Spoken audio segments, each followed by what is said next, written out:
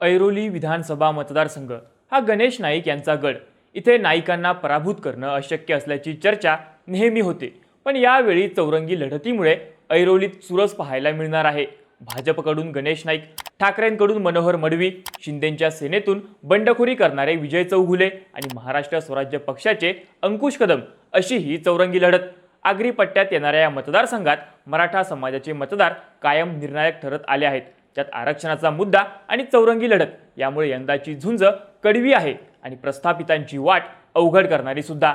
ऐरोलीची समीकरणं नेमकी काय आहेत समजून घेऊयात या व्हिडिओतून. नमस्कार, मी चैतन्य आणि तुम्ही बघताय बोल भिडूची स्पेशल सिरीज मतदारसंघाचं राजकारण. नवी मुंबईतल्या ऐरोली, बेलापूर या पट्ट्यात पहिल्यापासूनच गणेश नाईक यांचं वर्चस्व राहिलंय. 2009ला ऐरोली विधानसभा मतदारसंघ स्थापन झाल्यानंतर आधी राष्ट्रवादी काँग्रेसमध्ये असलेल्या गणेश नाईकांचे चिरंजीव संदीप नाईक सलग 2 वेळा इथून आमदार झाले. तर 2019ला स्वतः गणेश नाईक कमळाच्या चिन्हावर इथून निवडून आले. नाईक यांची या मतदारसंघावर चांगली पकड आहे, पण यंदा त्यांच्याबद्दल अँटी इन्कम्बन्सी असल्याची चर्चा आहे.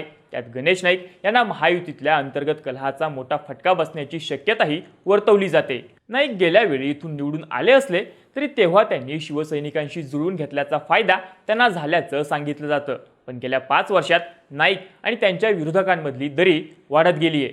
गणेश नाईक आणि मुख्यमंत्री एकनाथ शिंदे यांच्यातला जुना संघर्ष सर्वश्रुत आहे. शिंदे समर्थकांचा मोठा गट इथे नाईकांच्या विरोधात असल्याचं स्थानिक पत्रकार सांगतात. त्यात बेलापूरची जागा मिळाली नाही म्हणून गणेश नाईक यांचे पुत्र संदीप नाईक यांनी शरद पवार गटात प्रवेश केल्यानं भाजपमधलाही एक गट नाईकांवर नाराज असल्याची चर्चा आहे. आता शिंदे गटाकडून इथे लढण्यासाठी इच्छुक असलेल्या विजय चौगुलेंनी बंडखोरी करत आपली अपक्ष उमेदवारी कायम ठेवली आहे. त्यांनीही मतदारसंघात जोरदार प्रचार केलाय.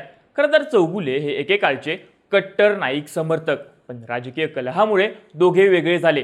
चौगुलेंचंही इथं मोठं प्रस्थ असल्याचं सांगितलं जातं. त्यांच्यासाठी 27 नगरसेवकांची फौज कामाला लागली आहे. प्रत्येक नगरसेवकाला किमान 3000 मतांचं टार्गेटही चौगुलेंकडून देण्यात आल्याचं सांगितलं जातं. त्यामुळे सगळ्या नगरसेवकांसोबतच शिंदे गटाच्या कार्यकर्त्यांनीही चौगुलेंसाठी प्रचार केल्याची चर्चा आहे. गावठाण आणि झोपडपट्टी बहुल भागात चौगुलेंना मानणारा मोठा वर्ग आहे. त्यामुळे नाईकांसाठी लढाई सोपी नाहीये. दुसरीकडे ठाकरेंचे मनोहर मडवी हे सुद्धा नाईकांचे शिष्य, पण त्यांच्या हाती मशाल देऊन ठाकरेंनीही नाईकांना आव्हान उभं केलं. मडवी यांचंही मतदारसंघात चांगलं वजन आहे.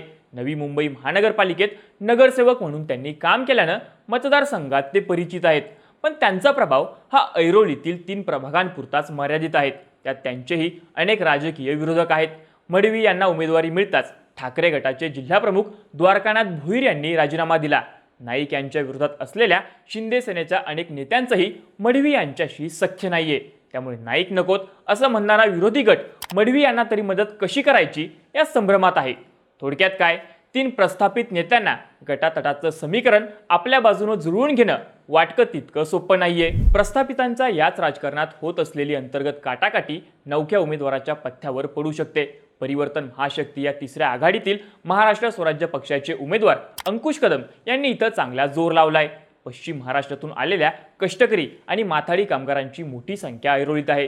यांच्यासाठी काम केल्यामुळं कदम हे मतदान एकगठ्ठा आपल्याकडे खेचू शकतात अशी चर्चा आहे. तसंच प्रस्थापितांच्या विरोधात सामान्य चेहरा म्हणून आपण मतदारसंघातलं दडपशाहीचं राजकारण संपून विकासावर भर देण्याचा प्रचारही त्यांनी केलाय. ऐरोलीमधली सामाजिक समीकरणं ही महत्त्वाची आहेत. इथे आगरी समाजासोबत मराठा समाजाची मतं निर्णायक ठरतात. या मतदारसंघात किमान 40% मतदान हे मराठा समाजाचं असल्याचं सांगितलं जातं.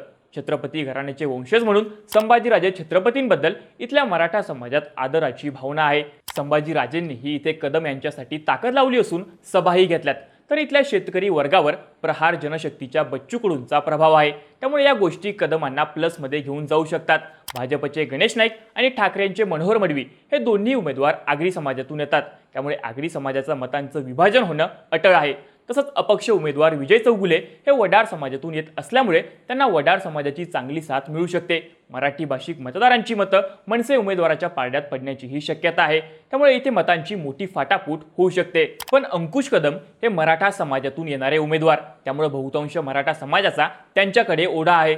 अंकुश कदम यांनी सुरुवातीपासूनच मराठा क्रांती मोर्चामध्ये सहभागी होऊन आरक्षणाचा मुद्दा लावून धरल्यामुळे इथे किंगमेकरच्या भूमिकेत असणाऱ्या मराठा समाजाचं मतदान अंकुश कदम यांच्या पारड्यात पडू शकतं। थोडक्यात हे सगळं चित्र बघितल्यानंतर आपल्याला लक्षात येतं की नाईक आणि मढवी यांच्यापुढे अंतर्गत आणि अपक्ष असलेल्या विजय चौगुलेंचं आव्हान आहे।